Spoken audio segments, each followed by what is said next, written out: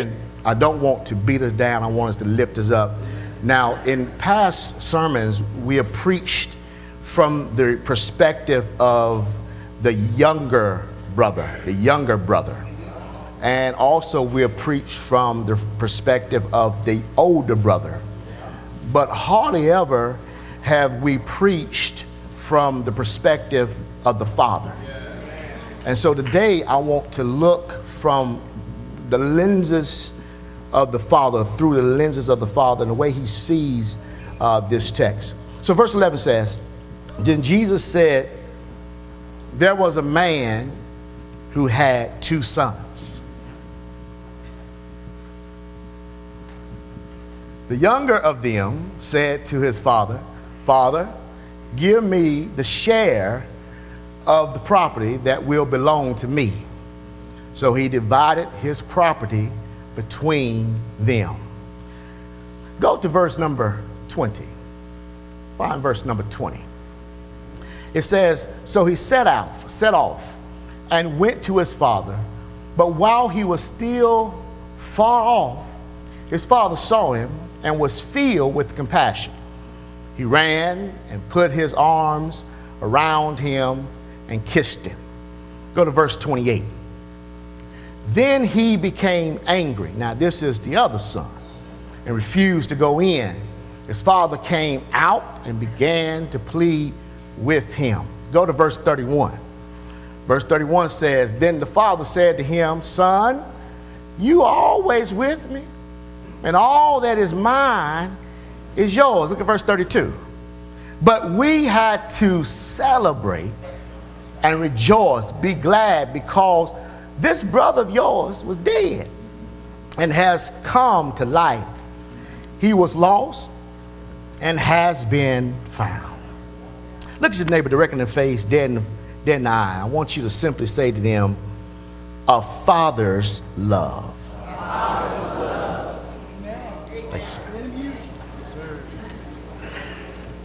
Thank you, ushers, for serving as we worship in spirit and in truth. Good to see you, Coach. It's always good to see good brothers and good sisters. Thank you, ushers, for again serving with us. A father's love.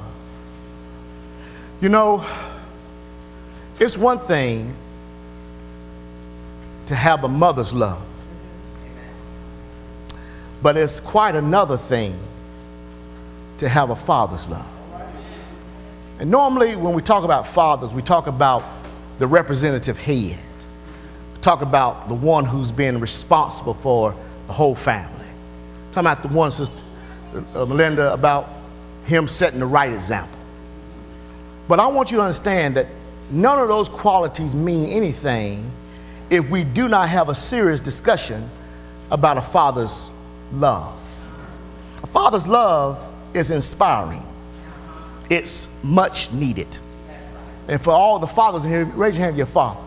All right, for all the fathers here, you got to understand it's very, very powerful.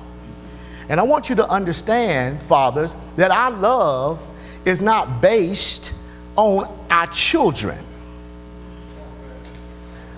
It's not based on if you're single or if you're married. But our love is based and comes directly from our source. And our source is God. Y'all listen to what I'm saying? Whenever you have God and you learn how to love the way God loves, then you can demonstrate that love and it becomes very powerful to your children. But fathers, you got to realize now, if you're going to love the way God loves, we have to first love God. And we have to first be what? In a right relationship with God. In fact, we have to be fathers after God's heart. The heart is the wheel, it's the seat of intentions. So we as fathers must be fathers after God's will. If I want to love like God, then I have to be in the will of God. And a perfect example that demonstrates or shows a father's love is right here in our text. Now, when you look at the whole context, and if you know this scripture and you've been reading it for a while, you understand this whole context, the theological foundation of this context, deals with things and or people who are lost. In the context, you have a lost sheep, you have a lost coin, and you have a lost son. But when you look at the theological foundation, it's not just one son that's lost, but it's two sons that are lost.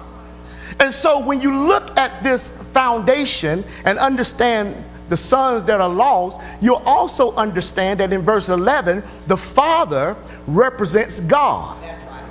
The son, the younger son that is, represents those who, those who want isolation, those who do not want to be in relationship with God the Father.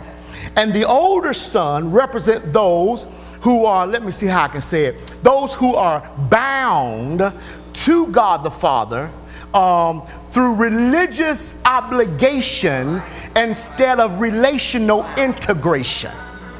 And so when you look at this theologically, what you see here are two sons, Chris, that are dealing with lost identities. Now, raise your hand if you're a father again. Do I have some fathers? All right. Now, I need you to catch this because this is the whole thesis of this sermon and this teaching moment. Because it's only through the Father's love that these sons who are dealing with lost identities have the privilege and the power to get to a place of discovering their authentic selves. Okay, somebody missed it. Let me push rewind. Play. Again, it's only through a father's love that these two sons who are dealing with lost identities have the privilege or the power to what? To get to a place of knowing or discovering their authentic selves. So fathers, do not underestimate your power when it comes to love. Because through loving God's way, what we do is we aid, we help our children who are dealing with lost identities get to a place where they discover who they really are. That's deep. Did y'all write that down? So when we look now, everybody open your Bibles. Look at your phones or with your Bible app. Look at verse 11. Verse 11 says, and Jesus said, there what? There was a man with how many? Now, fathers, raise your hand. You got more than one child. Okay. More than one child means no one child, no two children, no three children will be the same. So if you have more than one child, you have to understand that they're going to be different. Which means we cannot get to the place of having our favorite child. That's right. Because to have our favorite child, we rip the family what? Apart. So we have to make sure, fathers, that if we have more than one child, that we distribute our love as equally and have equity with our love to all of our children. Are y'all with me? So verse 11 says he had two sons. But I need you to go a little closer. Go to verse 12. The younger son says what? Give me. Paul, stop right there. Lord, have mercy. He says, give me. Now right there, somebody, the hairs on the back of your neck just stood up. Because you've had some child, some son, some daughter who was just out of just character and inappropriately told you, give me. Now what we do, we pause for a station identification. We say, hold up, what you say? Yeah. Give me. You better know how to ask correct. You better say, may I have? And so he says, give me. But listen what he said. He says, give me a share of the property that will belong to me. That will belong to me. Which means he's talking about an inheritance. Which means even then and even now, you don't receive an inheritance until your daddy is dead. Right? So check this out. Lance, he's been disrespectful first of all, he don't even deserve it. But now secondly, he's treating his daddy as though he's already dead. Disrespect. And then on top of things, he's demanding his independence, and that he's not even at the place where he's disciplined enough to handle it. Did you catch all that? And so you have a disrespectful child and a child who demands independence, who do not want to be around you. So hold up, fathers, raise your hand. What do you do when you have a son or a daughter who's disrespectful and do not want to be around you?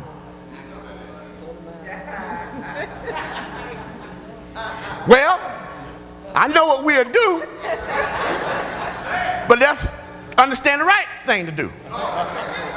Number one, write this down. You cannot force them. Write this down. You cannot force them.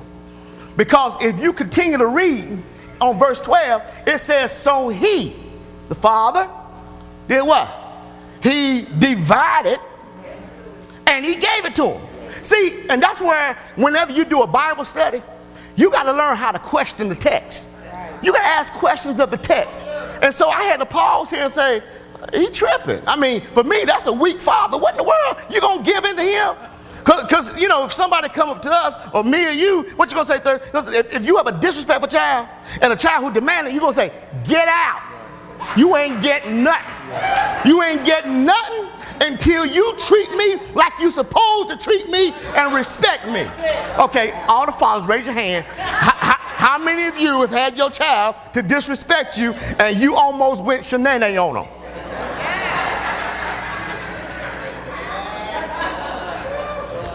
Or you turn into the Exodus. Amen? But he says you cannot force it. And I began to look deeper into this. And I said, what you mean you cannot force them? Because again, we are concerned about the way they ask for it and what they ask. But the father here is more concerned about the choice that the child is making. The child is choosing something. And watch this. To not force a child means you and I, as fathers, cannot dictate our children's choices. Now, I want you to catch this because this son is an adult son. He's probably like mid-20s, early 20s, right? But even your sons and daughters who still living in your house, eating up all your Fruit Loops, run up all your power, run up your water bill, because they want to be in the shower and sing, right? I ain't throwing no shade, ML. I'm just saying, right? I'm just saying, if you tell them you better take out the trash, you still can't dictate the choice they make. Now, there's a consequence if they don't do it, and there's a consequence if they do. But you can't dictate the choice they make. So what we have to do is, number two, we have to simply learn how to let go. We got to learn how to let go. Now, letting go doesn't mean you step out of their lives or you love them any less. But letting go simply means that you take your hands off the situation. I want you to picture a father, and most of us have done this, that a child is getting to the place where you now need to remove the training wheels off the bicycle.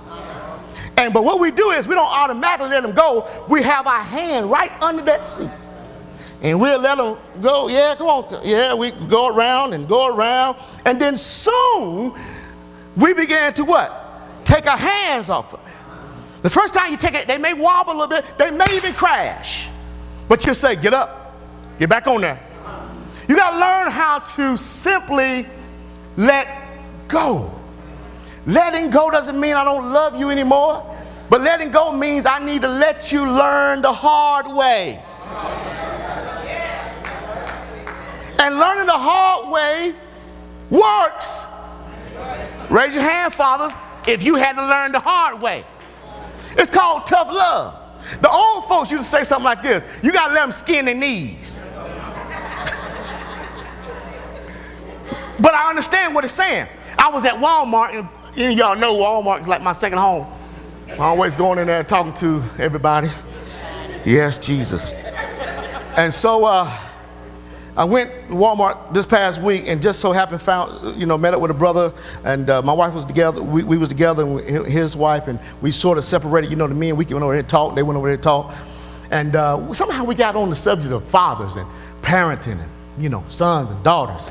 And he told me the story about his son, who was always interested in his wife when she was baking, cookies and cakes, and wife was a great, baker. And so always wanted to help mama, And so one day she went and got the cookies, you can break off and put it in the pan, Nestle, Townhouse, chocolate chip cookies. And told him to put it in the pan and, and then, set the temperature and, put the pan, with the cookie sheet in the oven. And she said, now let me know when the timer says 0 so I can come and help you take it out. So what happened was she put the light on the oven. He was looking in the oven and he saw the cookies expand. And then he said they can hear him in there just singing. They're gonna get me some cookie. Give me some cookie. Cookie. C-O-O-K-I-E-S. Cookie. I'm gonna get me some cookie. I don't know what it is, but it's like, when you get some food, you start having to sing. He was singing like, I'm gonna get some cookie. And I guess through all the singing, he forgot. And so it was 0. And what he did was, he was ready to get them cookies. He opened the oven. Stuck his hand and grabbed the pan, and Lord, you know what was next. Then the father says, it hurt me to see his hands burned. But he said, you know what, Pastor Littlejohn? I said, yes, sir. What's that? He never did it again. And he says, I'm sure he's still baking cookies wherever he's at as an adult, but he used an oven mitt now. What am I saying? I'm saying sometimes we got to let our children learn for themselves. How many of you know that life experiences can teach much better than we tell them for years? And watch this. If you and I, as fathers, have put something in them called God, godly wisdom, godly teaching, if we'll put God in them, you don't have to worry about where they go, because they will come back to whatever's in them. Hold up, pause. Because the same is true if we put foolishness in them. I'm not saying you got to have a Bible study every night at your house. That's good if you do. But I'm saying, what do you model?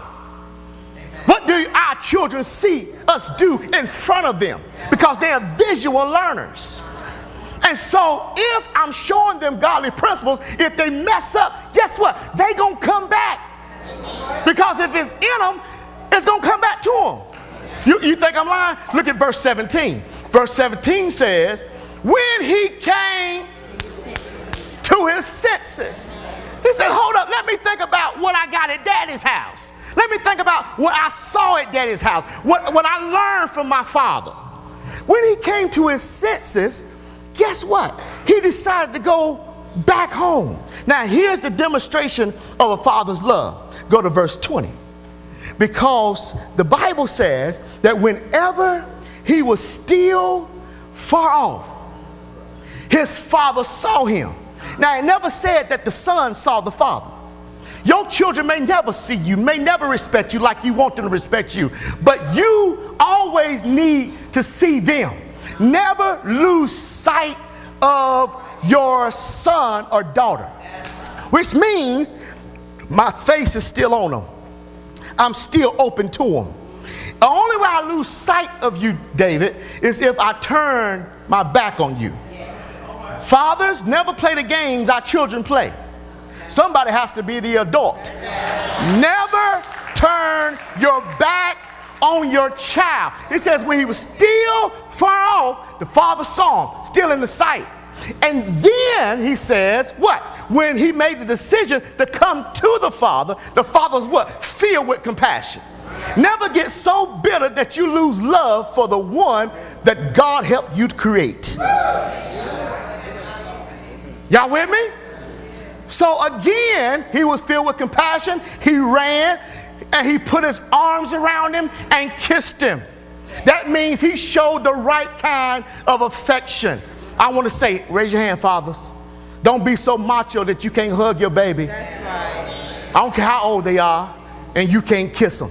Right. Raise your hand, father. Y'all put the thing down too fast. Because we got to learn how to show our children the right kind of affection. Because if we don't show our sons and our daughters the right kind of affection, somebody else will. And don't be trying to talk about, oh, kill him. Well, you didn't do nothing. What you gonna kill him for? You wasn't there for her. You wasn't there for him. Y'all with me? And so again, when you look at this, what this whole thing shows us, write this down. It shows us that he was saying to his son, you're still my child. Even though they was disrespectful, even though they demanded independence, through all of that gesturing, what he said to that son, that daughter, what he said was, you're still my child. I need every man, every father to understand, you may not have agreed with every choice that your child has made. You may not agree with the lifestyle they're living. You may not agree with who they with. You may not agree with none of that. But at the end of the day, what your son and your daughter needs to hear, you still my child. In fact, go real. Tell them you still my baby. In fact, watch this. If your child is here, son, daughter, I don't care how old they are, I want you to look at them and say, you still my baby. You still my baby. Oh, y'all didn't do it? See, that's what's wrong with us men. We get so macho that we can't show affection. And what we do is we say, well, it was never shown to me, but the way you said it, you still feeling some type of way. So why are you duplicating what made you feel miserable? You got to learn to say to your children, you still my baby. At the end of the day, they want to know, out of all their mistakes, will daddy still love me? Okay, check this out. Got 5 minutes. Let's go to the older brother. The older brother is a different kind of species. He the one who ain't never left the house. Always there. He is the ideal, perfect child. You know, the one who always try to do everything right, try to please daddy. You know, that's the one who will even snitch if they need to. It's the perfect child. It's the ideal child. But here it is. It's all out of duty and not out of relationship. They try to earn being the apple of your eyes, fathers. This is the child here. And they are okay. They all right. Until you show some affection to someone else, especially if it's their brother or sister. They become upset and they become jealous. You see, y'all looking suspect in here. It's like I'm on everybody's street. Breathe. It's just an encouraging Father's Day sermon. And so you got to understand that most times that when you get this, you got to watch this, because this child will begin to think, what did I do wrong? Why don't he love me like he loves them? Why don't they care? Don't he care about me? What did I do wrong? I thought I did everything right. And so this is this child's psychic that's trying to figure out, what did I do wrong? Why he always treat them better than he treat me? So it always goes back to, what did I do? Because they've been trying to earn your approval. And watch this. Come closer, come closer, come closer. It all boiled down to, he didn't give me no party. It was no problem until the child saw what you did for another child. He never wanted a party until he saw what you did for the other child. Oh, y'all missing this. Y'all got it? And so again, it was all about the party. So here it is. Here's the Father's real demonstration of love. Go to verse 31.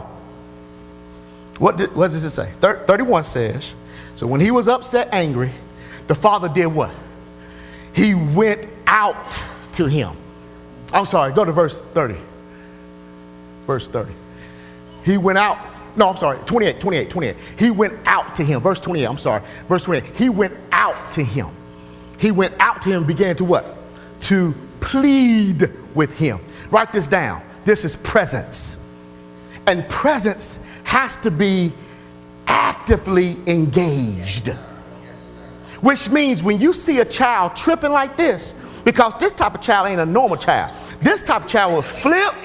This child would be depressed, and this child might even be the one who does something to hurt themselves because they're trying to win your approval. Come a little close. Don't get sleepy right now. Wake up. Now, I want you to understand this is real stuff because you got to catch this, fathers. When you catch a child hating, being jealous, and just pouting over because they didn't get a party, you got to now be present with them. You got to actively be engaged with them, which means, write this down too, you got to learn how to address it. You got to address the issue before it gets out of hand. It was only a party. And it could be 30 years later and they still mad at you because you didn't give them a party like you gave Ray Ray a party. And if you don't address it when it's small, guess what it does? It has the propensity to grow. Are y'all with what I'm saying? And so again, there's a presence. We have to be actively engaged. We got to make time. Don't just be in the same room, but actually be with them. They need that attention. But also in that attention span, you got to learn, write this down, you got to learn how to communicate. And communicate means you have to be very, very clear, very honest, and sensitive. Sensitive now doesn't mean you say, come here, baby. No. Put some bass in your throat. All about that bass. About that. I'm sorry. Put some bass in your throat. Come here, son.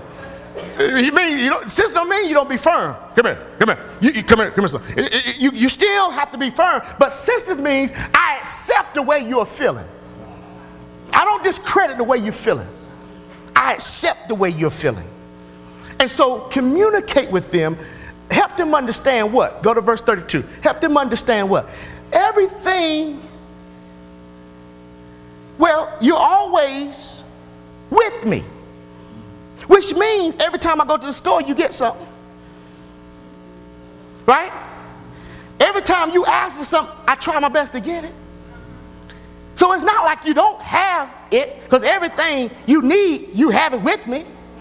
The problem is you wanted what they wanted. So you have to communicate with them that you're always with me and everything I have, you already have.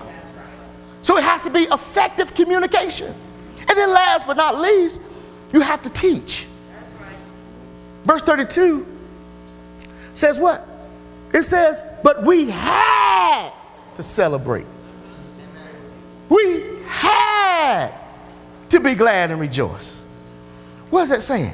That's simply saying, first of all, it's right and it's wrong. Write this down. You got to teach right and wrong because we're living in a day and a time where the world says everything goes and everything is okay.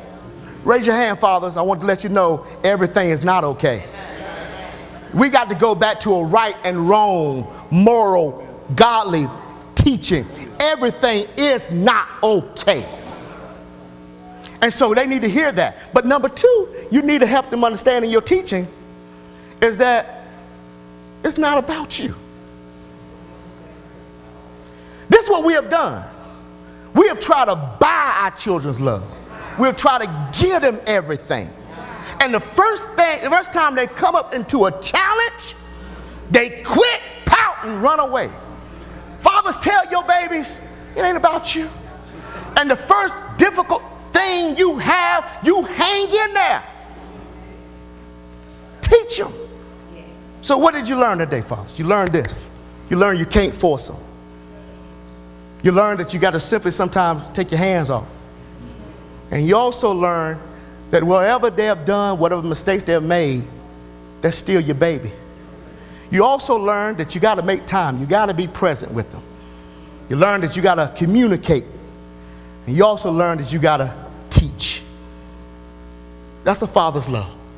And when that father's love is demonstrated, when children are dealing with lost identities, they have the opportunity to discover their authentic selves. Hallelujah. Come on, celebrate Jesus.